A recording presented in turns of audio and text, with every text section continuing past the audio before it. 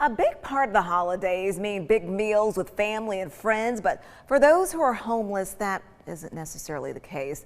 I spoke with John Rector from the Union Gospel Mission about how they're trying to make sure those in need have a good holiday meal. Hey, Latrice, right now we are gearing up for Thanksgiving and Christmas. And of course, this is part of our community outreach programs that we do every year. We serve three big meals every year. We do Thanksgiving, Christmas, and Easter. And then if we can squeeze another one in during the summer, we try to do that. But we'll be serving on Wednesday before Thanksgiving. And the reason we do that is because there's about a dozen different agencies that are going to serve Thanksgiving dinner on Thanksgiving. And so there's no sense duplicating that service. And so on Wednesday before Thanksgiving, we'll be set up down at the Bessie Smith Cultural Center outside.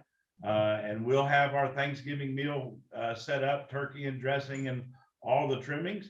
And we're going to invite anybody and everybody to come out and join us. And we'll be serving a traditional Thanksgiving dinner. Lord willing, we'll have clothes to give away, hygiene items, all kinds of things for folks to come out and take advantage of. Now, John, when people come down, do they come down and they eat there, or is this in a to-go box, or how does that work?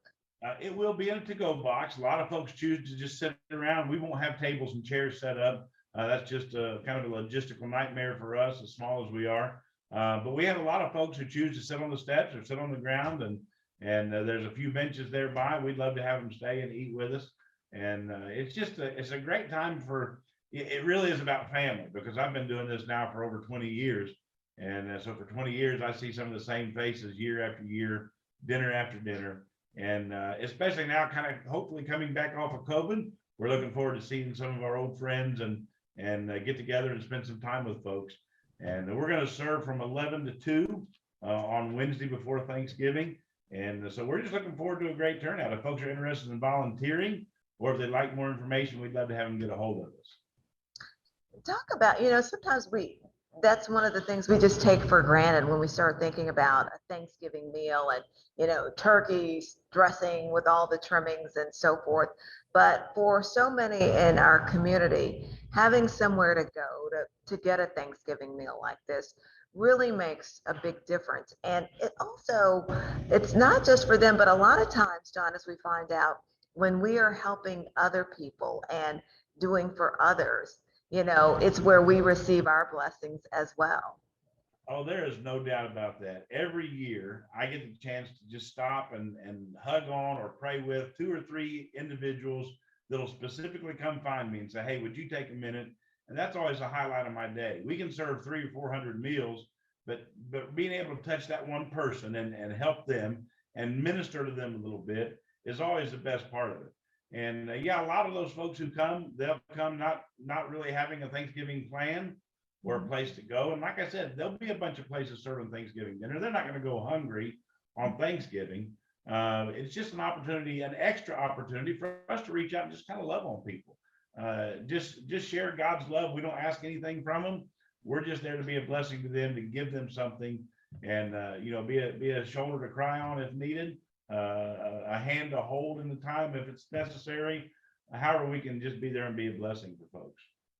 And it so certainly never hurts to reach out and to help other people. And because you never know, just in some small deed or some kind word, how you can touch a person, how you can change their life and really make a difference to someone. And like you said, something as small as asking how they're doing, giving them, a Thanksgiving meal and saying, hey, there's someone who cares about you. That's right. And really, that's what the holidays are about.